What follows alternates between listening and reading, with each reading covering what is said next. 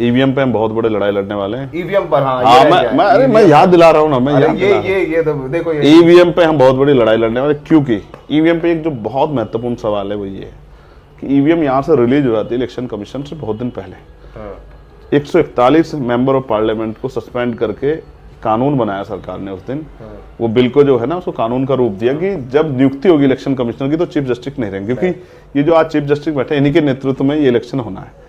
तो चंद्रचूड़, तो इसमें कुछ जो है कहीं ना कहीं ऐसा लगता है। दूसरा ये भी मैंने सुना, मैं इसको कंफर्म नहीं कर रहा, आप ज़्यादा मुझसे बेहतर इस पर जानते होंगे, क्योंकि मैं कई दिनों से उस काम में था लगातार, और रूरल एरिया में था, ग्रामीण एरिया में, तो मैं इस तरह से काम यूज नहीं कर पाया, अपने काम में लगा हूँ, कि इलेक्शन कमिश्नर से कोई पूछताछ नहीं होगी, उसके ऊपर कोई मुकदमा नहीं दर्ज होगा। इस तरह का मुझे पता लगा कानून बना देगा कि आजीवन उस पर जो इलेक्शन कमिश्नर आएगा उस पर कोई जो है ना उसके ऊपर मुकदमा दर्ज होगा, ना उसको कोई सजा होगी, ना उससे कोई पूछताछ होगी। वो तो चलिए दूर की बात है, इस समय विपक्षी पार्टियां मिलना चाह रही चीफ इलेक्शन कमिश्नर से, लिख के वो तो मिल भी नहीं रहे हैं अभी। देखो, इसमें ये समझना पड़ेगा कि इलेक्शन कमिश्नर की नियुक्ति सरकार कर रही है, जब तक सरकार कर रही है तो वो सरकार, और जब उसको इतनी छूट दे दी, कोर्ट नहीं सुनेगा। सुप्रीम कोर्ट में गए मामला ईवीएम को लेकर के, अब ये सुप्रीम कोर्ट के ऊपर प्रश्न चिन्ह खड़ा हो गया कि सुप्रीम कोर्ट अपने आप को साबित करे कि वो कॉन्स्टिट्यूशनली जो है राइट्स जो उनको बचाव करेगी, और देश में हिटलरशाही का मतलब तानाशाही को बढ़ावा नहीं होने देगी, डिक्टेटरशिप को बढ़ावा नहीं। ये आज सुप्रीम कोर्ट में बैठे जजों को इस देश के लिए सुनिश्चित करना है, उनको साबित करना है खुद को कि भाई हम यहाँ बैठे हैं तो हम जो अपनी पावर का यूज करके इस डिक्टेटरशिप को रोकेंगे। तो ईवीएम पे हम लोग बात करते हैं, ईवीएम यहाँ से रिलीज हो जाती है, लेकिन असल ईवीएम जो है प्रोग्रामिंग कब सेट होती है, आप ये देखो, जब नॉमिनेशन हो जाता है, नॉमिनेशन के बाद नाम वापसी हो जाती है, और तब जो प्रत्याशी बचे रह जाते हैं और वो किस किस सिंबल पे लड़ेंगे और कहाँ कितने % लड़ेंगे, ये फीडिंग उसमें होती है। ये चुनाव से मुश्किल से 8-10 दिन पहले जब वोटिंग जिस दिन शुरू होती है सबके एजेंट्स को टेस्ट कराया जाता है। मैं कुछ और कह रहा हूँ, उसको टेस्ट को छोड़ो, ईवीएम जब यहाँ से रिलीज, उसको नहीं पता कौन से बूथ पे जाएगी, उस पर कहाँ कौन प्रत्याशी, ये सेटिंग यहाँ नहीं होती है। ये सेटिंग कहाँ होती है? ये वहीं होती है उसी जिले में जहाँ वो जाती है, और जहां उसको पता कौन से बूथ पे जाना और कहां कौन प्रत्याशी। जैसे मैं नगीना लड़ रहा हूं तो मेरा नाम नगीना में आएगा, ईवीएम को कब पता लगेगा इस बात को? जब मैं नॉमिनेशन कर दूंगा। अभी तो मैंने कहाँ लड़ रहा हूँ, जब मैं नॉमिनेशन कर दूंगा और मेरा नॉमिनेशन कंप्लीट हो जाएगा, वो नाम वापसी के बाद ये हो जाएगा, डिक्लेयर हो जाएगा कि ये लड़ रहे हैं, ना नाम वापसी हुआ, ना पर्चा कैंसिल हुआ, कुछ सब कुछ हो गया, कुछ भी सबसे क्लियर हो गया, तभी तो तय होगा ना ईवीएम में मेरा नाम आएगा।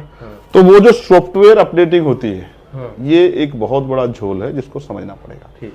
तो दो चीजें अभी हो रही है, एक तो सॉफ्टवेयर अपडेट, क्योंकि इसका मतलब सॉफ्टवेयर अपडेट होता है ना, क्योंकि इलेक्शन 10 दिन पहले ये करना पड़ता है सब कुछ। दूसरा, जो कई हिस्सों में चुनाव हो रहे हैं, भाई 1-1.5 महीने में चुनाव होता है पार्लियामेंट का 7 चरणों में, तो जब आदमी 40-45 दिन इंतजार कर रहा है, 2 दिन और इंतजार कर ले, किसको जल्दबाजी? पहले जिसने पहले दिन वोट कर दिया वो तो 40 दिन इंतजार कर रहा है, 2 दिन और इंतजार कर लेगा। तो इसमें जो ईवीएम बदली जाती है, ये एक बहुत बड़ी आंदोलन कैसा होगा आप लोगों का? ऐसा होगा जैसे दिल्ली वाला हुआ था, जिसके बाद सरकार को मुझे पीटना ही पड़ा, बहुत लाठी खाई थी आपने, मुझे याद है। कोई फर्क नहीं पड़ता, कुछ भी करना पड़े इस देश की डेमोक्रेसी को बचाने के लिए, लाठी खाने के लिए तैयारी रहते हो।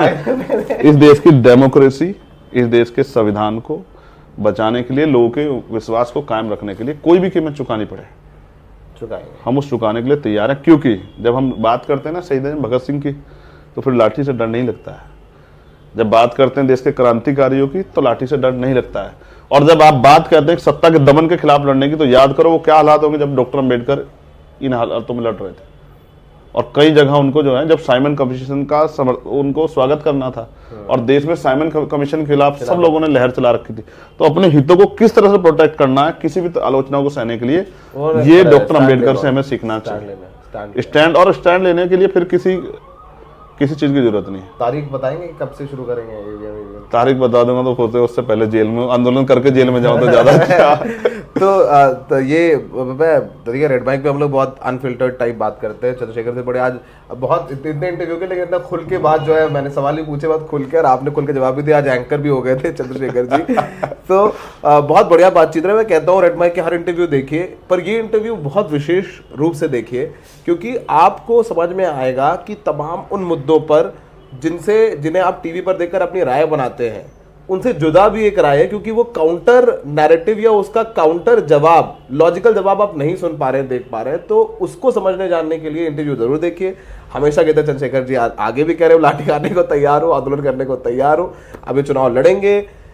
सब इनका साथ देंगे नहीं देंगे एक बड़ा सवाल है। अब आगे इनसे बात करते रहेंगे। लोकसभा चुनाव में नगीना से इनकी दावेदारी है और केंद्रीय चुनाव चिन्ह इनका है। तो ये जाति से ऊपर उठ के बाबा साहब ने भी अपनी किताबों में लिखा कि जिस दिन देश के लोग जाति से ऊपर उठ के मुझे देखेंगे, मेरे देश के प्रति समर्पण को देखेंगे, मेरे संघर्ष को देखेंगे, उस दिन लोगों को मुझसे प्रेम हो जाएगा। मुझे भी, जब आपने कहा ना कि साथ देंगे नहीं देंगे, जिस दिन मुझे भी लोग जाति से ऊपर उठ कर प्रेम हो देखेंगे जाएगा आपसे और ये महसूस करेंगे कि वो आदमी करना क्या चाहता है, तो मुझसे प्रेम लोगों को हो जाएगा। ये लोकतंत्र है, यहाँ रानी के पेट से राजा पैदा नहीं होगा। चलो फिर तो वो एक बहुत हाइपोथेटिकल बात है कि जब मायावती जी को चंद्रशेखर जी से प्रेम हो जाएगा, वो बुआ भतीजे का प्यार हो जाएगा और बुआ जी बोले क्या करके मेरा भतीजा है जो जिसकी जर्नलिस्ट मैं ही चला जाऊंगा, मैं ही चला जाऊंगा पैर छूने के लिए, आशीर्वाद देने के लिए, कहे तो सही। अब तक तो उन्होंने ऐसा कोई मौका ही नहीं दिया। तो ये इंटरव्यू यही खत्म करते हैं। इंटरव्यू देखने के लिए सागर जी कैमरे में बहुत मेहनत की, उन्होंने इतना लंबा इंटरव्यू हाथ बढ़ के रखा। तो आप इंटरव्यू जरूर देखिए और बहुत जरूर शेयर करिए। और मैं अमूमन कहता नहीं हूँ ये, लेकिन इस इंटरव्यू के लिए कह रहा हूँ।